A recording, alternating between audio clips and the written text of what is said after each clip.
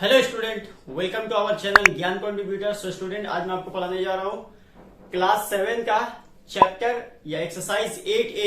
Exercise 8A आज हम लोग करेंगे यूनिटरी मेथड क्लास 7 का।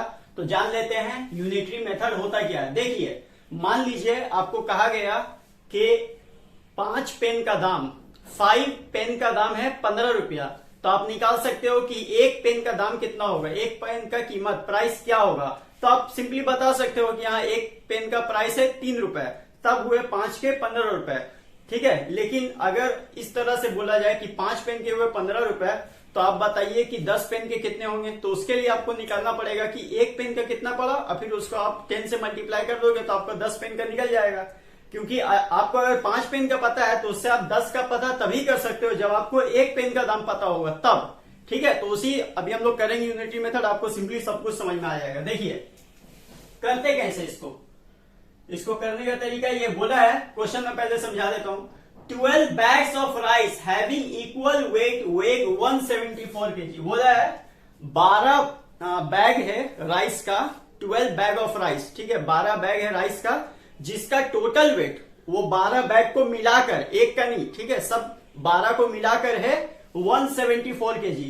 तो बताइए how much will 20 such bag cost is 20 such bag weight. तो बताइए कि उसी तरह का अगर 20 बैग हुआ तो उसका वजन कितना होगा। 12 बैग का वजन है 174 kg, तो 20 बैग का वजन कितना होगा। अगर उतना ही सबका अगर सेम वजन हो तो तब हम लोग यहाँ पे क्या करेंगे, यहाँ पे जो 12 बैग का जो वजन दिया हुआ है ना, हम इसको पहले एक बैग का वजन पता कर लेंगे। एक का पता कर लेंगे, उसको मल्टीप्लाई कर देंगे 20 से, आ जाएगा हमारा। तो एक का कितना पड़ा वो देख लेते हैं। देखिए, तो अब इसको कर लेते हैं, इसका देख लेते हैं इसका सम क्या होगा। देखिए बोला है कि अभी हम लोग यहाँ पे क्या निकालेंगे, एक बैग का निकालेंगे। ठीक है, तो पहले तो हमको जो स्टेटमेंट दिया हुआ पहले उसको देख लीजिए। ठीक है, बोला है वेग ऑफ 12 बैग्स ऑफ राइस कितना है। वेग ऑफ 12 बैग ऑफ राइस कितना है, 174 kg। अब लिखेंगे weight of 1 bag of rice. 1 का निकालने के लिए क्या करना पड़ेगा, 174 को 12 से डिवाइड करना पड़ेगा। तो अब इसको डिवाइड कर ले तो देखिए 174 डिवाइडेड बाय 12 जब करेंगे तो कैसे करेंगे, 174 डिवाइडेड बाय 12, तो 12 1 से 12 हो जाएगा, 5 बचा, 4 उतारेंगे, 12 4 से होते हैं 48, 6 आएगा, पॉइंट लेंगे, 0 आएगा यहाँ पे, 12 5 से होते हैं 60। ठीक है, तो आया 14.5 kg। ये मेरा एक बैग का वजन निकल गया, 1 बैग का वजन हमारा निकल चुका है, वेट निकल चुका है। अब अगर एक का अगर पता चल गया है तो 20 का भी पता चल जाएगा। तो कैसे करेंगे, weight of 20 bags of rice is equal to एक का कितना है 14.5 इंटू 20। ठीक है, तो अब इसको मल्टीप्लाई कर लीजिए 14.5 को 20 से,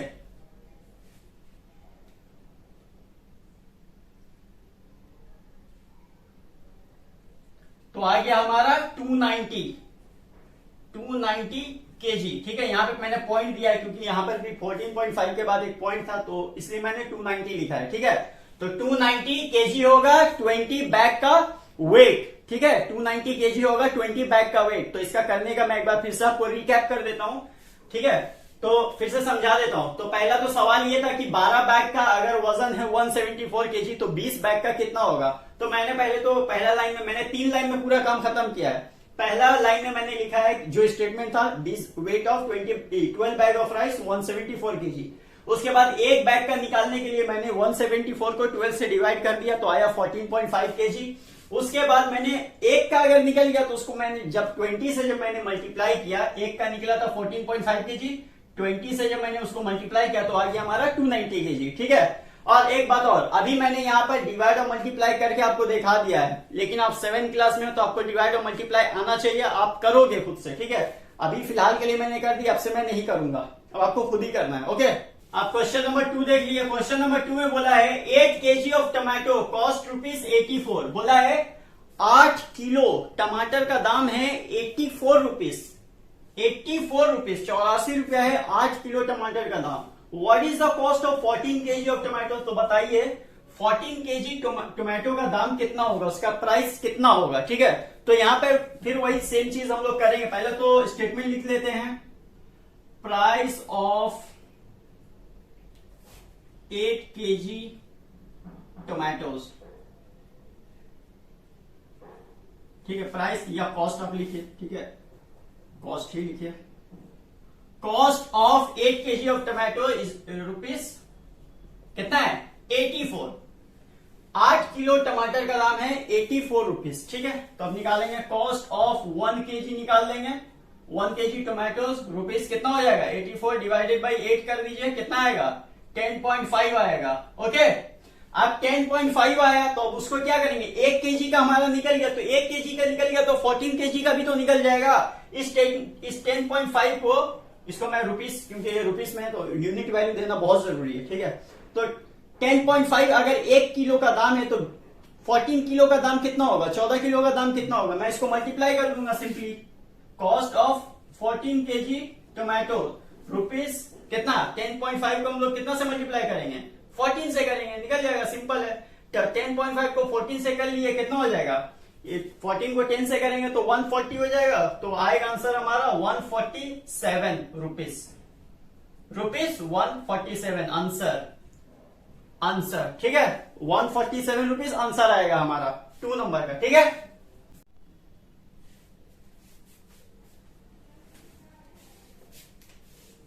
क्वेश्चन नंबर 3। तो क्वेश्चन नंबर 3 में क्या बोला है, देखिए 16 metre of cloth cost rupees 2200। 16 metre कपड़े का दाम है 2200 रुपए, 2200। ठीक है, या 2200 जो भी है। 16 metre of cloth cost rupees 2200। What is the cost of 6 metre of cloth. 22 metre कपड़ा का दाम अगर 16 मीटर कपड़ा का दाम अगर 2200 रुपया है, 16 मीटर कपड़ा का दाम अगर 2200 रुपया है तो 6 मीटर कपड़ा का दाम कितना होगा। As it is same question है, देखते हैं। काफी आसान क्वेश्चन है। देखिए बोला है, पहले तो हम लोग जो स्टेटमेंट है वो लिख लेते हैं। Cost of 16 metre of cloth. ठीक है, cost of 16 metre of cloth कितना है, 2200 रुपीज। ठीक है, रुपीज 2200।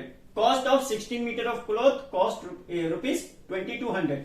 अब लिखेंगे cost of 1 metre of cloth कितना हो जाएगा, 2200 को कितना से डिवाइड करेंगे, 16 से। तो 16 से डिवाइड कीजिए, कितना आएगा 137.5। ओके, आप इसको डिवाइड करके देख सकते हो। तो 137.5 आया। अब क्या करना है, अब देखना है कि हमारा 6 मीटर ऑफ क्लोथ कितना प्राइस होगा। तो देखेंगे, लिखेंगे cost of 6 metre of cloth. तो 1 मीटर का हमारा आया ये 137.5, 1 मीटर का। तो 6 मीटर ऑफ क्लोथ कितना हो जाएगा, तो 137.5 इंटू करेंगे 6 से। तो 137.5 को 6 से कर लीजिए, कितना आएगा,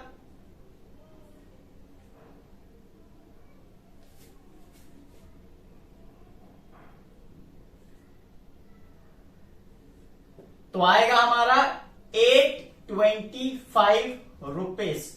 तो 6 मीटर ऑफ क्लोथ का कितना आया, 825 रुपीज, रुपीज 825। ठीक है, तो ये आ गया हमारा 825 आंसर। अब देख लिए क्वेश्चन नंबर 4। तो क्वेश्चन नंबर 4 में पहले मैं क्वेश्चन समझा देता हूं। If 8.5 metre of a uniform rod weights 30.6 KG. अगर एक 8.5 मीटर रॉड का वजन है 30.6 केजी। अगर 8.5 मीटर एक रॉड है, 8.5 मीटर एक लोहा का एक रॉड है या कोई भी मेटल का एक रॉड है, उसका वजन है 30.6 केजी। तो अगर वही रॉड अगर 5 मीटर का हो, 5 मीटर का हो, तब उसका वजन कितना होगा। 8.5 मीटर लंबा रॉड का वजन है 30.6 केजी, तो 5 मीटर लंबा रॉड का वजन कितना होगा। तो देखिए वो लिख देंगे, यहाँ पे हम लोग स्टेटमेंट की तरह यहां पे लिख देते हैं, वेग ऑफ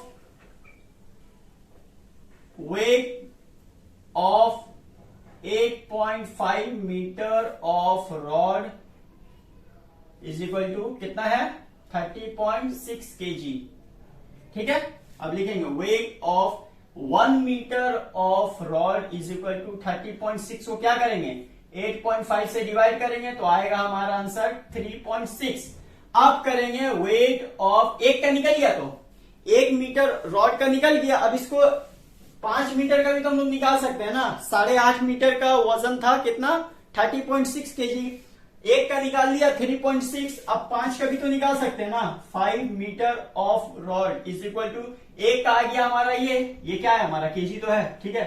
तो 3.6 इंटू 5, तो 3.6 इंटू 5 करेंगे तो कितना आएगा 3.6 को 5 से कर लीजिए,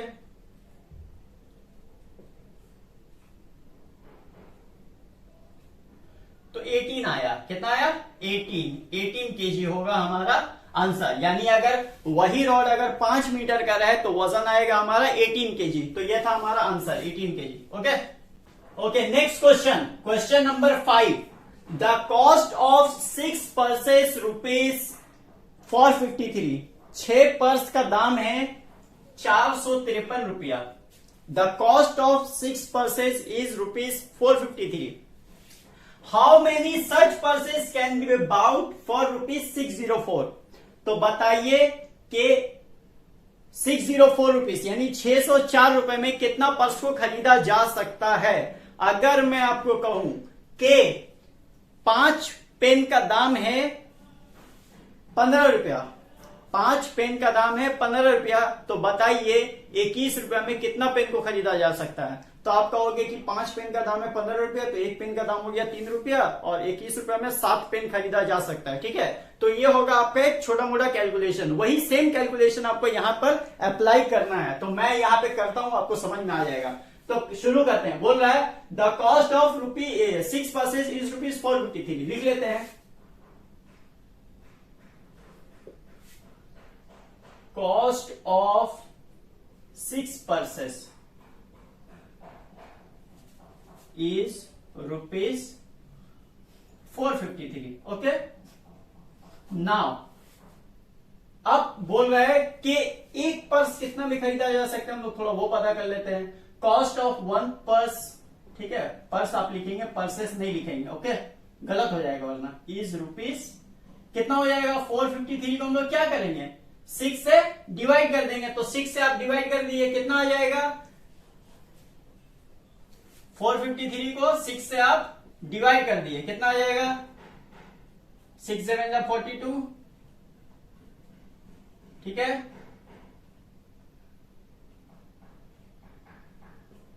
तो आ गया हमारा 75.5। कितना आ गया, एक पर्स का दाम आ गया हमारा 75.5। मैंने डिवाइड किया है, आप लोग भी अपना करके देखेंगे डिवाइड। अब बोल रहा था ये हमारा क्वेश्चन कि how many such purses can be bought for rupees 604। 604 रुपए में कितना पर्स को खरीदा जा सकते हैं। तो यहां पे हम लोग लिखेंगे वी कैन बाउट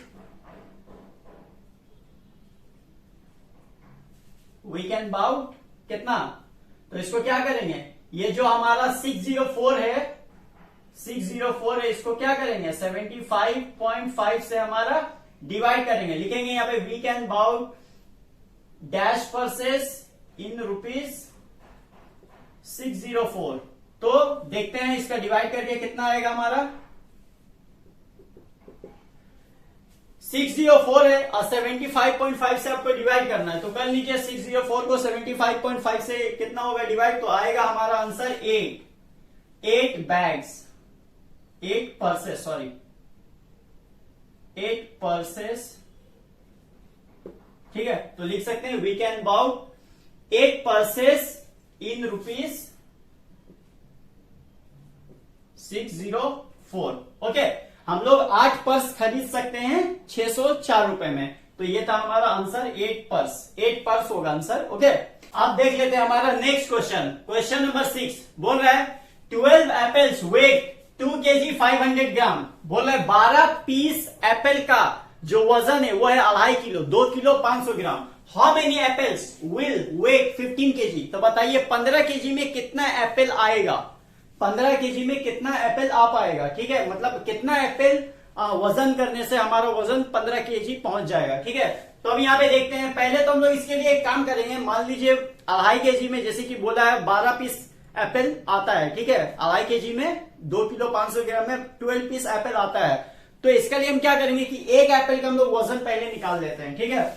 लिख लेंगे वेट ऑफ 12 एप्पल्स कितना है, वेट ऑफ 12 एप्पल्स कितना है भाई, तो है 2 kg 500 ग्राम। अब देखिए यहां पे टेंशन क्या है ना कि ये 2 यूनिट का वैल्यू हमारा आ रहा है, एक तो आ रहा है केजी, एक आ रहा है ग्राम, ठीक है। तो किलो और ग्राम इन दोनों में कंफ्यूजन हटाने के लिए हम क्या करते हैं, हम लोग जानते हैं कि 1 kg is equal to 1000 gram, right. 1 kg is equal to 1000 gram. तो हम लोग क्या करते हैं, क्या करें, इसको पूरा को हम लोग ग्राम में कन्वर्ट कर लेते हैं। तो आ जाएगा हमारा 2500 ग्राम, ठीक है। ग्राम में हम लोग कन्वर्ट कर लेते हैं पूरी तरीके से। 1 किलो में 1000, तो 2 किलो में 2000 और इधर 500 है, तो 2500 ग्राम मैंने कर दिया, ओके।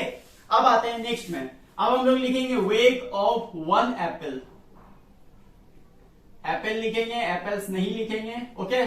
तो 1 एप्पल का वेट कितना होगा, तो इसके लिए हम लोग क्या करेंगे, 2500 को डिवाइड कर लेंगे हमारा 12 से।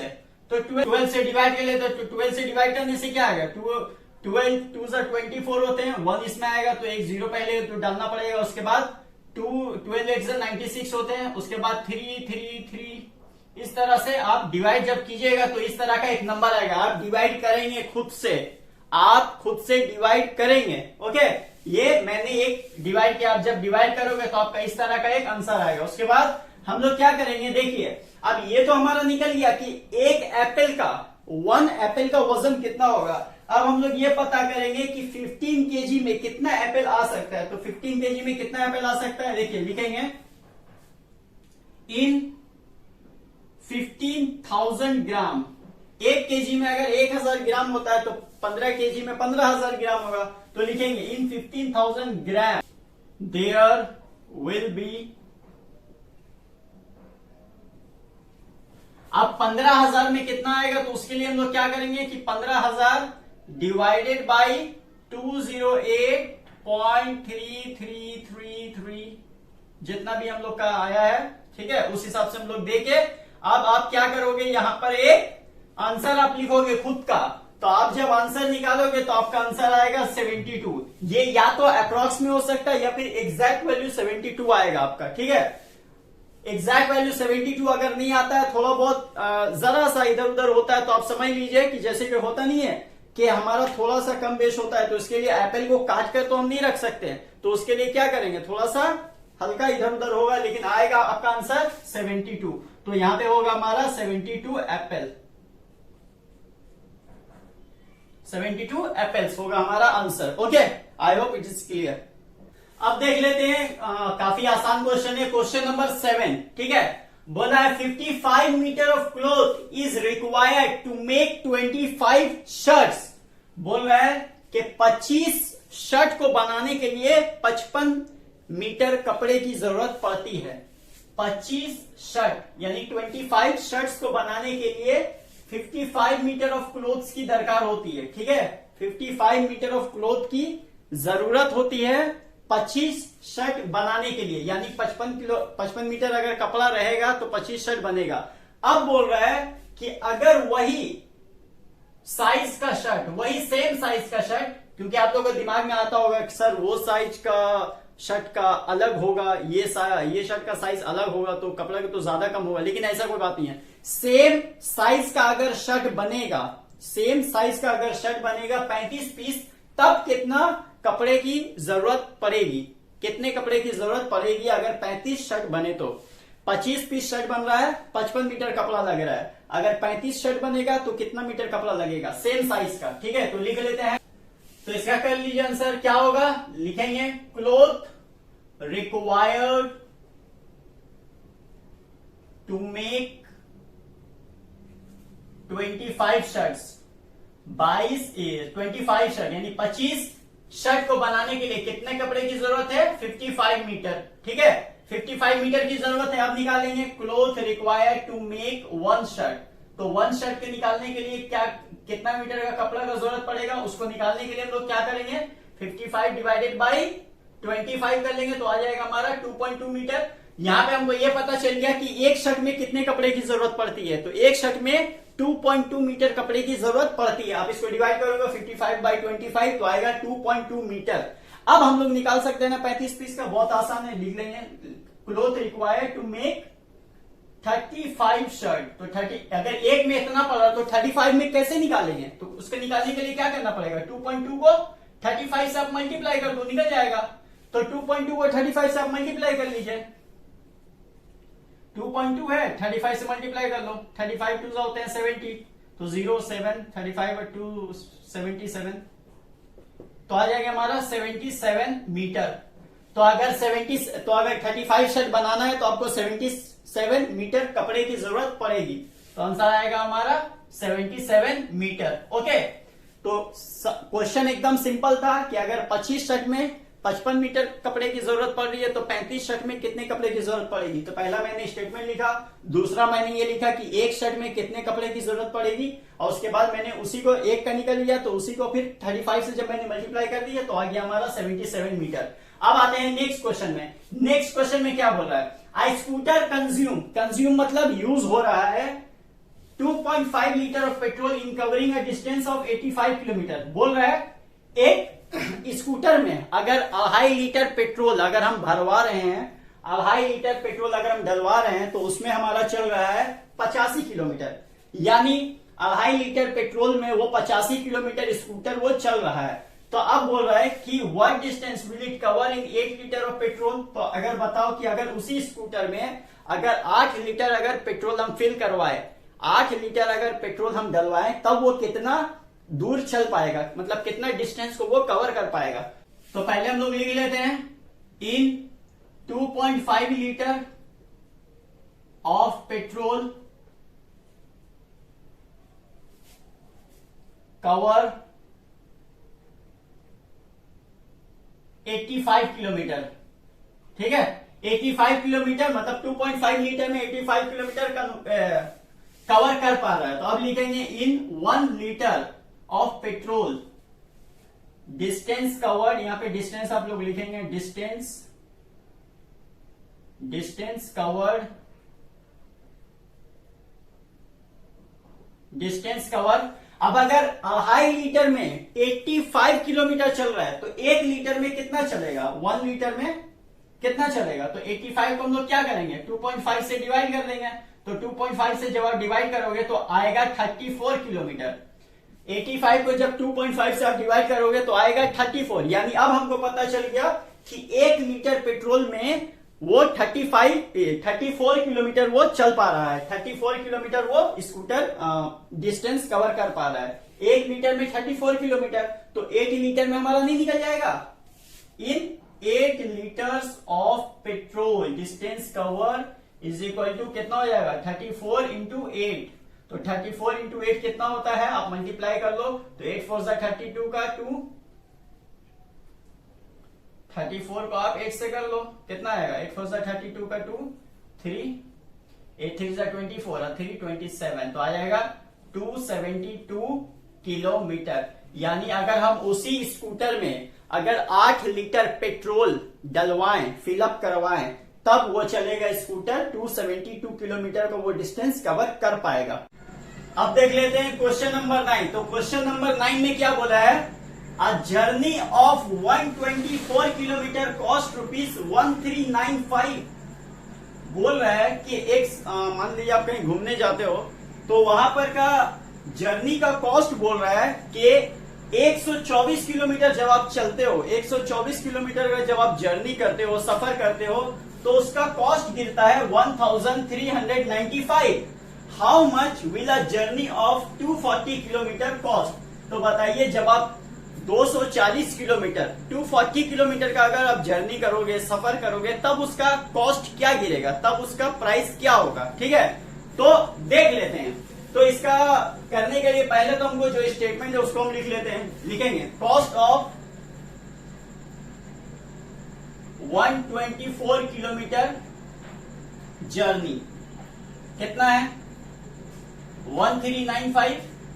अब लिखेंगे, तो अब 124 किलोमीटर का तुमको पता है, हम क्या करेंगे, इसके लिए 1 किलोमीटर का अगर हम निकाल लेंगे तो हम 240 किलोमीटर का भी निकाल सकते हैं। तो निकाल देंगे 1 किलोमीटर का, लिखेंगे कॉस्ट ऑफ 1 किलोमीटर जर्नी कितना होगा, 1395 को डिवाइड करेंगे कितना से, 124 से, 1395 यानी जितना कॉस्ट था उसको, जितना किलोमीटर हमारा गिवन था उसको हम डिवाइड करेंगे।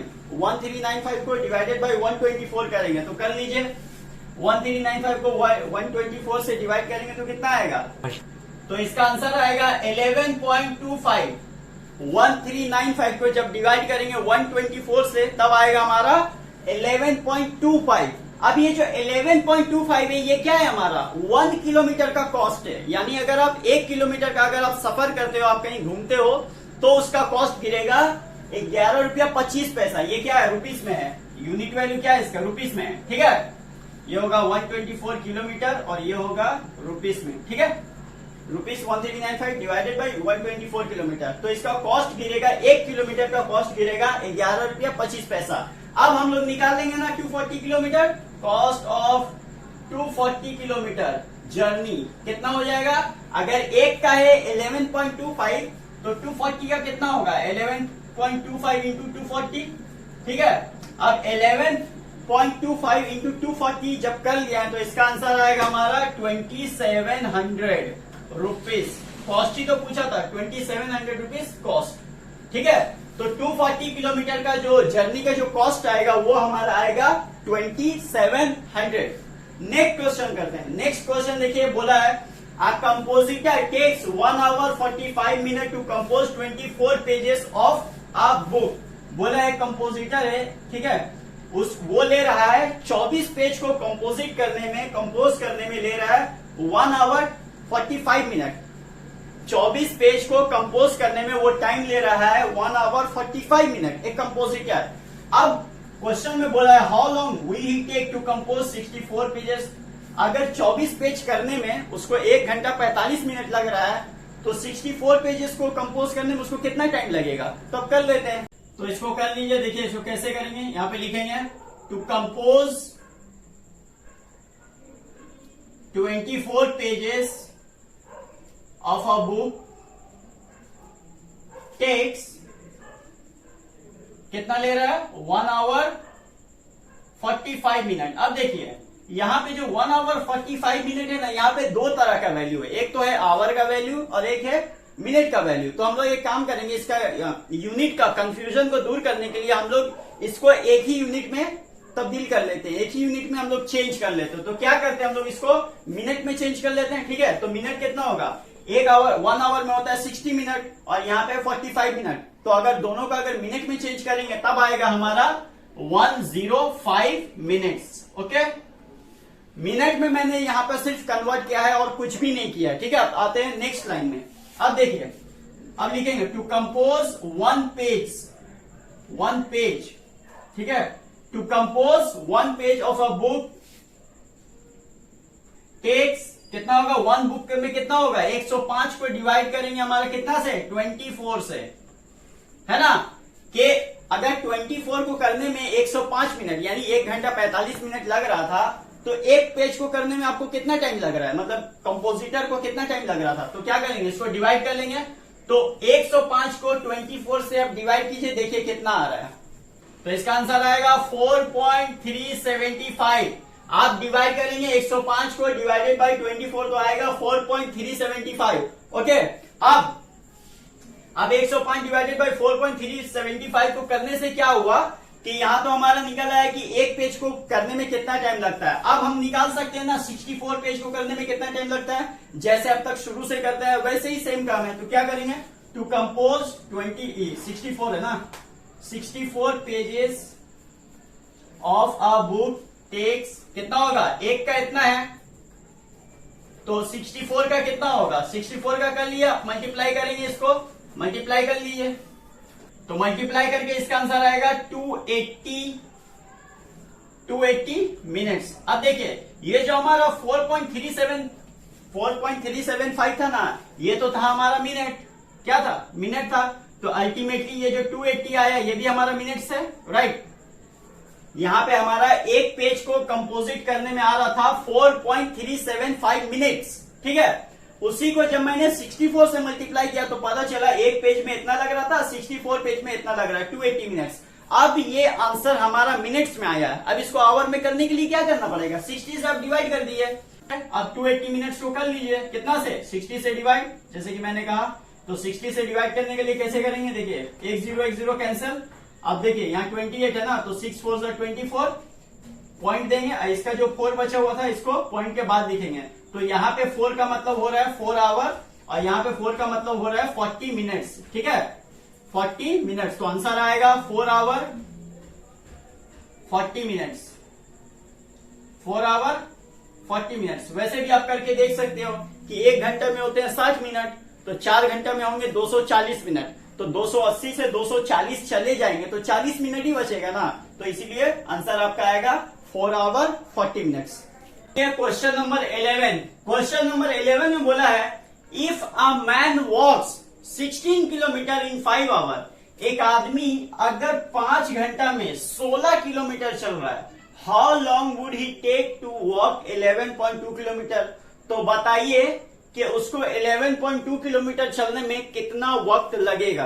देखिए अब तक जो मैंने आपको मेथड से बताया है उस मेथड से अगर करने जाएंगे तो आपको कंफ्यूजन हो सकता है। ठीक है, इसलिए अब मैं यूज करने वाला हूं एक नया मेथड। उस मेथड को बोलते हैं हमारा रूल ऑफ 3। उस मेथड को बोलते हैं रूल ऑफ 3। इस रूल ऑफ 3 से अभी हम जितना भी क्वेश्चन बनाएंगे अभी इस रूल ऑफ 3 से ही बनाएंगे। ठीक है, रूल ऑफ 3 का यूज करना काफी सिंपल है, आपको समझ में आ जाएगा। तो रूल ऑफ 3 का यूज करने से पहले मैं बता दूं आपको, हर क्वेश्चन में 2 बातों का ख्याल रखना है। पहला तो ये कि ये क्वेश्चन मतलब ये क्वेश्चन जो है इसमें ये क्वेश्चन का रिलेशन क्या है, मतलब किस तरह का ये प्रोपोर्शनल क्वेश्चन है, डायरेक्ट है या इनडायरेक्ट है। और अगर अब दूसरा ये है कि डायरेक्ट होगा तो कौन सा मेथड को करेंगे, इनडायरेक्ट होगा तो कौन सा मेथड को करेंगे। अब डायरेक्ट आएगा तो मैं आपको डायरेक्ट समझा दूंगा, इनडायरेक्ट आएगा तो मैं आपको इनडायरेक्ट समझा दूंगा। तो आप क्वेश्चन को पढ़ लेते हैं, उसको पढ़ तो लिया है, अब उस क्वेश्चन को देख लेते हैं कि ये डायरेक्ट है या इनडायरेक्ट है। तो डायरेक्ट किसको बोलते हैं मैं बता देता हूं। डायरेक्ट बोलते हैं जब दोनों जो केस है, अगर दोनों केस हमारा साथ में बढ़े और साथ में घटे तब हम उसको बोलेंगे डायरेक्ट रिलेशन। अगर एक बढ़े एक घटे फिर एक घटे एक बढ़े तो उसको बोलेंगे इनडायरेक्ट रिलेशन। ठीक है, तो यहाँ पे क्वेश्चन में देखिए यहाँ पे 2 रिलेशन है। पहला तो मतलब 2 चीज है, एक है हमारा देखिए टाइम है हमारा आवर्स में दिया हुआ, और एक है हमारा डिस्टेंस जो हमारा किलोमीटर में दिया हुआ है। तो देखिए डिस्टेंस लिख लीजिए, डिस्टेंस कितना है, डिस्टेंस, और एक है टाइम। टाइम है हमारा आवर में दिया हुआ, ठीक है, और डिस्टेंस जो है वो दिया हुआ है किलोमीटर में। तो कितना किलोमीटर कितना टाइम पहले वो देख लेते हैं। देखिए बोला है 16 किलोमीटर 5 आवर, यहां पे आप इस 2 का साइन देंगे, रेशियो का फॉर्म में आप इसको लिखेंगे। ठीक है, 16 किलोमीटर 5 आवर, 16 किलोमीटर 5 आवर। अब मेरे को एक बात बताइए आप कि अगर 16 किलोमीटर चलने में अगर 5 घंटा लग रहा है, आपको कहीं जाना है 16 किलोमीटर वो जगह दूर है, ठीक है, तो 5 घंटा लग रहा है। लेकिन अगर आप 11.2 किलोमीटर अगर कोई जगह जाइएगा तो जाहिर है कम लगेगा, क्योंकि 11.2 16 से कम है। तो अगर 11.2 किलोमीटर में जाएंगे तो कम वक्त लगेगा। इसका मतलब क्या हुआ, जितना ज्यादा डिस्टेंस उतना ज्यादा टाइम, जितना कम डिस्टेंस उतना कम टाइम। तो देखिए डिस्टेंस बढ़ेगा तो टाइम भी बढ़ेगा, डिस्टेंस घटेगा तो टाइम भी घटेगा। तो साथ साथ बढ़ रहा है और साथ साथ घट रहा है, तब हम इसको बोलेंगे डायरेक्ट रिलेशन। कैसा है, there exist a direct relationship between distance and time. ठीक है, डायरेक्ट रिलेशन है ये, या डायरेक्ट प्रोपोर्शन भी आप इसको कह सकते हैं। ठीक है, डायरेक्ट रिलेशन है। अब डायरेक्ट रिलेशन में मैंने लिख दिया 16 किलोमीटर 5 आवर। अब क्या करेंगे, 11.2 किलोमीटर तो है लेकिन टाइम हमको पता नहीं है। टाइम हमारा है क्वेश्चन मार्क, क्वेश्चन मार्क की जगह हम इसको मान लेंगे x। ठीक है, अब आते हैं आपका केस में। देखिए 16 किलोमीटर है और 11.2 है, लिख लिया। देखिए जिस तरह का मैं निशान दे रहा हूं आप उसी तरह का निशान दोगे, कोई भी जरा सा भी गड़बड़ी नहीं करनी है। अब आते हैं इसमें, तो इसका क्या होगा हमारा, इसका आप कर लीजिए 5:x। ओके, अब ये हमारा आ गया है। अब इसको क्या करना है, देखिए अब इसको सॉल्व करेंगे। कैसे सॉल्व होगा, पहला जो हमारा 11.2 है उसको क्या करेंगे, 11.2 को 5 से मल्टीप्लाई कर देंगे। ठीक है, और यहां देखिए यहां जो इज इक्वल टू इधर आ गया, ये x आ जाएगा। अब x आ गया तो इधर कितना आ जाएगा 16 किलोमीटर आ जाएगा। 11.2 इंटू 5 डिवाइडेड बाई 16 होगा, ठीक है। अब क्या करेंगे 11.2 इंटू 5 मल्टीप्लाई करेंगे तो आएगा हमारा 56। आप मल्टीप्लाई करके देख सकते हो, ओके। 56 आया है। अब ये जो 56 आया है नीचे में 16 है, तो क्या करेंगे डिवाइड कर देंगे, ठीक है। ये 16 क्या है हमारा किलोमीटर में है, जब और ये 56 में अभी हम इसको डिवाइड करेंगे तो हमारा टाइम, ये जो x वाला वैल्यू ये हमारा निकल जाएगा। तो 56 को आप 16 से डिवाइड कर लो तो आएगा हमारा 3.5। ये 3.5 क्या है हमारा आवर है, 3.5 आवर्स है। अब ये 3.5 का आवर्स है तो मतलब कितना हो रहा 3.5 घंटा, तो आंसर आएगा 3.5 आवर्स, ठीक है। तो डायरेक्ट रिलेशन तो इस तरह से बनता है। अब अगर कोई क्वेश्चन इनडायरेक्ट आएगा तो मैं आपको वो भी बताऊंगा। अब नेक्स्ट क्वेश्चन देखिए 12 नंबर, ठीक है। 12 नंबर अब आप देखेंगे कि इनडायरेक्ट है या डायरेक्ट है। आप यहाँ पे इस वीडियो को पॉज कीजिए, इस क्वेश्चन को पढ़िए। मैं चाहता हूं यही कि आप इस क्वेश्चन को खुद समझिए कि ये डायरेक्ट है या इनडायरेक्ट है। तो देखिए पहला क्वेश्चन में बोला है 5 men can paint a hall in 18 hours.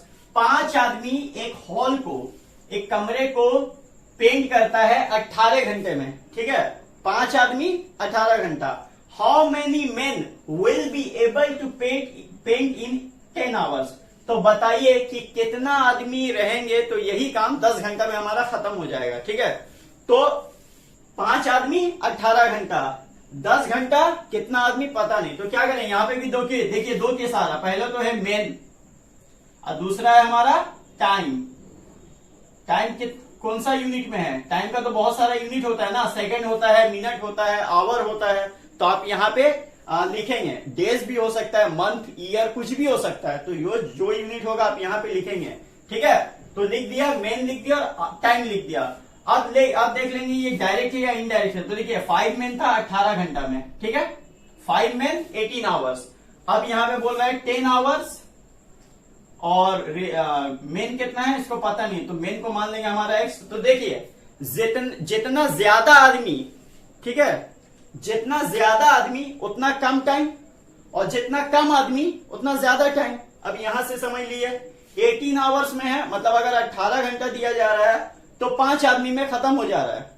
18 घंटा 5 आदमी, तो जाहिर है अगर टाइम को अगर कम कर देंगे तो आदमी हमको बढ़ाना पड़ेगा। मान लीजिए आपके पास 1 दिन का टाइम है, ठीक है, और आपने किसी काम को 5 आदमी ने मिलकर कर लिया। लेकिन अगर आपको बोला जाए कि सिर्फ आधा ही दिन का टाइम है, तो आधा ही दिन का टाइम है तो आदमी तो हमको डबल करना पड़ेगा ना। 18 आवर्स में 5 आदमी है, लेकिन यहां तो टाइम को कम कर दिया है, बोला 10 घंटे में काम खत्म करना होगा, तो आदमी तो बढ़ाना होगा हमको, ठीक है। तो अगर टाइम ज्यादा तो आदमी कम, और अगर टाइम कम तो आदमी ज्यादा। मतलब एक एग्जाम्पल मैं समझाता हूं, कम आदमी में मतलब अगर आदमी ज्यादा रहेगा तो टाइम कम लगेगा, और आदमी अगर कम रहेगा तो टाइम ज्यादा लगेगा, राइट। तो यहां पे क्या है, ये है इनडायरेक्ट रिलेशन, इनडायरेक्ट रिलेशन। अब इनडायरेक्ट रिलेशन को बनाने का मैं तरीका समझा देता हूं। देखिए सबसे पहले तो आप वही तरीका अपना लीजिए जो मैंने ऊपर में किया था। कैसे करेंगे 5:x, जैसे मैंने यहां पे किया था 16:11.25। अब दो रेशियो का साइन देंगे और यहां पे करेंगे, देखिए यहां पे जो है हमारा,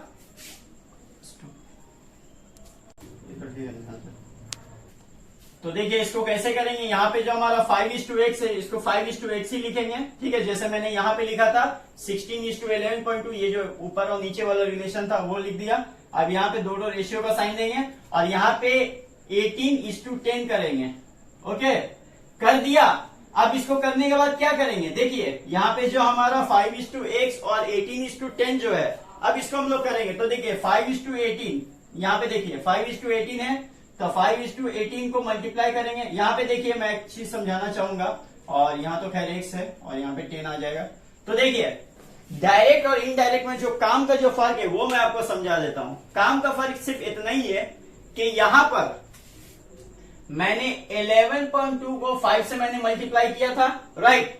मतलब यहां का एक रिलेशन को यहां का इस ऊपर वाले के रिलेशन से एक मल्टीप्लाई किया था। इस चीज को आपको ध्यान में रखना है, ये जाएगा। लेकिन जब इनडायरेक्ट होगा तब सीधा सीधी मल्टीप्लाई होगा, ठीक है, एकदम सामने वाला, ठीक है। ये ऐसा डायगनली नहीं जाएगा, ऊपर से नीचे से ऊपर नहीं जाएगा, ये जिस तरह से ये वाला इस तरह से नंबर यहाँ का एक नीचे वाला यहाँ का एक ऊपर वाला नंबर मल्टीप्लाई हुआ है, यहाँ पे सामने सामने वाला नंबर पे ही आप मल्टीप्लाई करोगे, ठीक है। और यहाँ पे एक्स हमेशा साइड में रहेगा, एक्स इज इक्वल टू रहेगा, और ये जो थर्ड वन जो है वो नीचे रहेगा। ओके, तो अब यहाँ पे देख लेते हैं मल्टीप्लाई करके।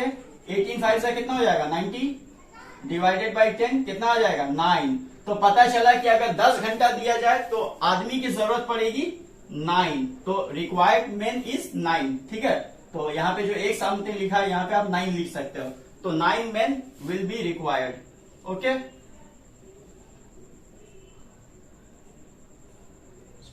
अब देख लेते हैं क्वेश्चन नंबर 13 में बोला है 30 वर्कर्स, 30 वर्कर जो है can dig a trench, trench बोलते हैं गड्ढे को, ठीक है।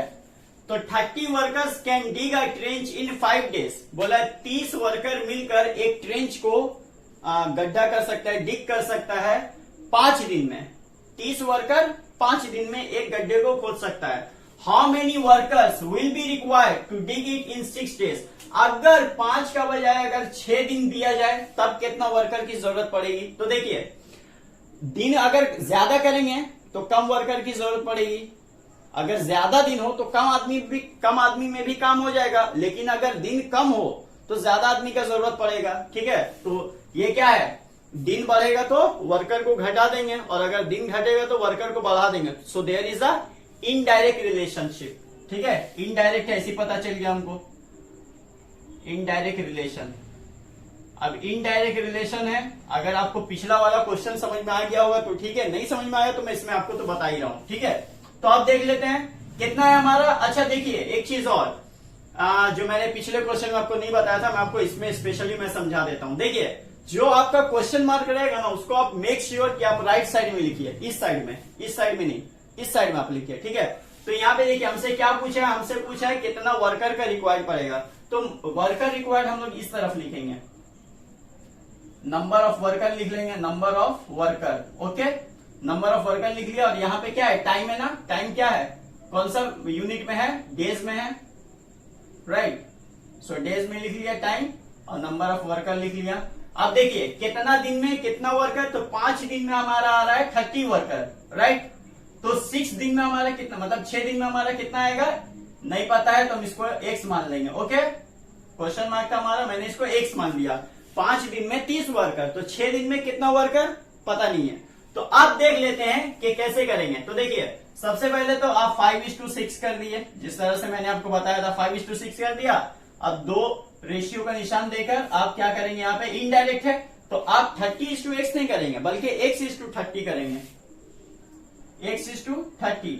अगर ये डायरेक्ट रहता तभी मैं यहाँ पर इसको x:30x करता, जैसा आ रहा था, जैसे यहाँ पे लिखा था ना 5:6, वैसे यहाँ पे भी मैं 30x लिखता। लेकिन ये चूंकि इनडायरेक्ट है, इसलिए मैंने इसको x:30 लिखा है। 30x लिखेंगे मतलब this तब लिखेंगे जब होगा डायरेक्ट रिलेशन, समझ में आ रहा, ठीक है। अब 5:x, x:30 हो गया। अब क्या करेंगे, मैंने आपको बताया है सामने सामने इधर मल्टीप्लाई होगा, इनडायरेक्ट में ध्यान रखेंगे, वरना आप फिर कैलकुलेशन में पूरा गड़बड़ हो जाओगे, ठीक है। इनडायरेक्ट रिलेशन में आपको सामने वाला को नंबर को मल्टीप्लाई करना है। अगर ये इनडायरेक्ट, अगर ये डायरेक्ट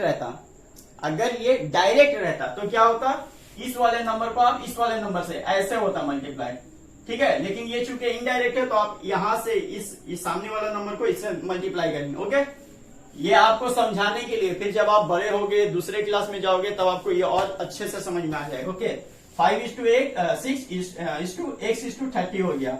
अब क्या करेंगे, मैंने जैसे बताया 5 को 30 से मल्टीप्लाई करेंगे, तो कर दीजिए। 5 को 30 से मल्टीप्लाई किया, और ये वाला जो हमारा एक नंबर है 6 है वो नीचे आ जाएगा, और ये x तो खैर इस तरफ ही रहेगा, ठीक है, क्योंकि वो तो हमारा क्वेश्चन है, तो x इधर रहेगा तभी तो x का वैल्यू आएगा। तो 30 को 5 से मल्टीप्लाई करेंगे तो आएगा 150। अच्छे से आप डिवाइड कर दीजिए इसको, तो कितना आएगा देखिए, 3 2 6, 3 5 15, 0, फिर 2 को 50 से काटेंगे, 2 2 4, 2 5 10, तो आएगा आंसर हमारा 25 worker will be required. Answer में आप लिखेंगे 25 वर्कर्स विल बी रिक्वायर्ड।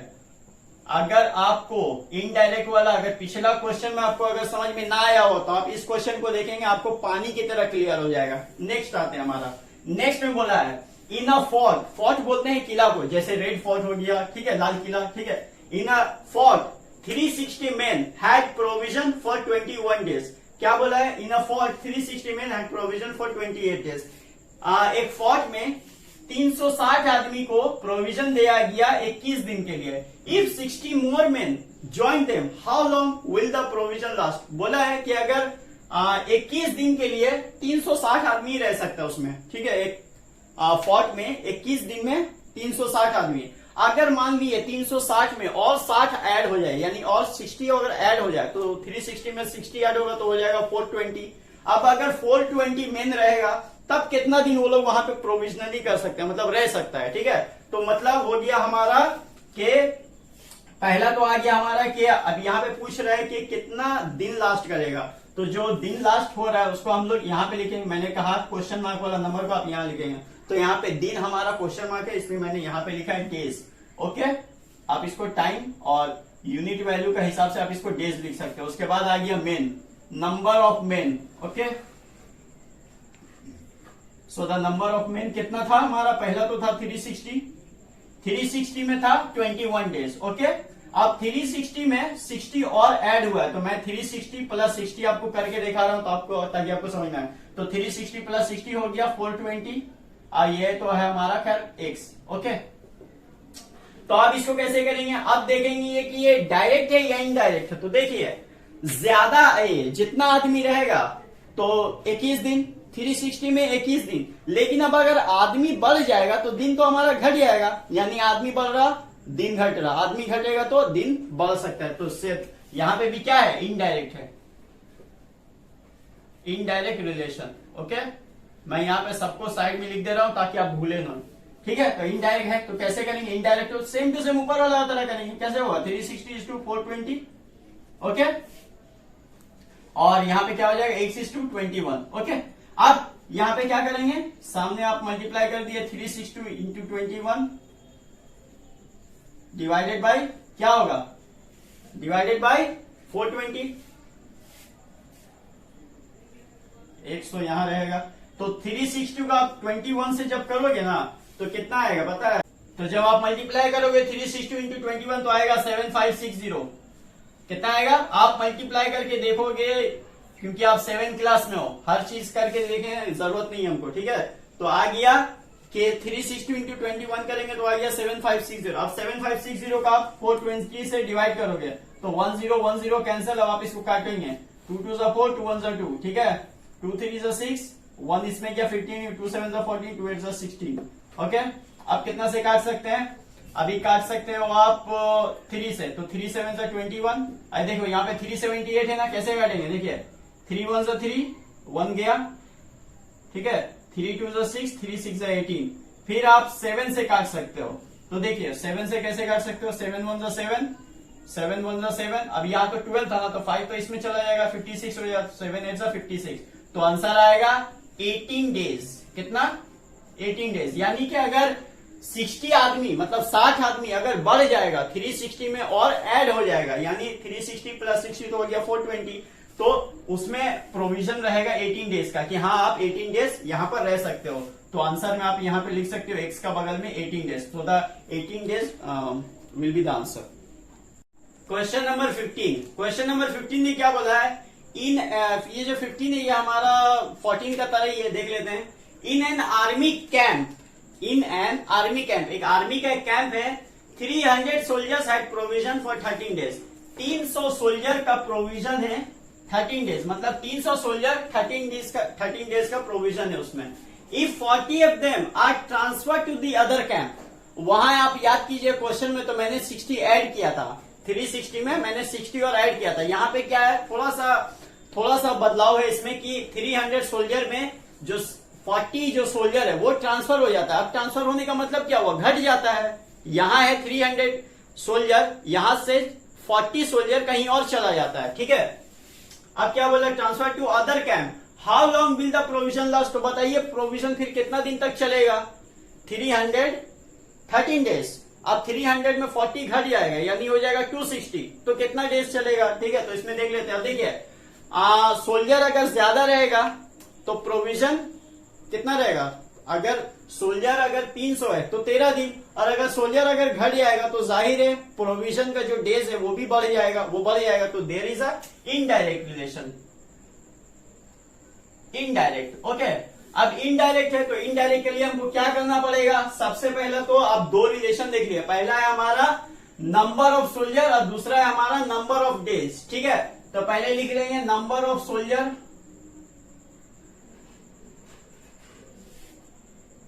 और एक तरफ है टाइम जो है जिसका यूनिट वैल्यू हमारा डेज में।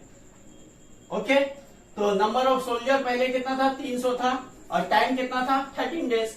अब बोला है 40 of them are transfer to the other camp. ठीक है, तो अगर 300 से अगर 40 चला जाएगा तो कितना बचेगा? 260। ये मैंने यहाँ पे करके दिखा दिया, 300 माइनस 40 इक्वल टू 260, और ये तो खैर हमारा एक्स है। ओके, तो अकॉर्डिंग टू द प्रॉब्लम कर लेंगे 300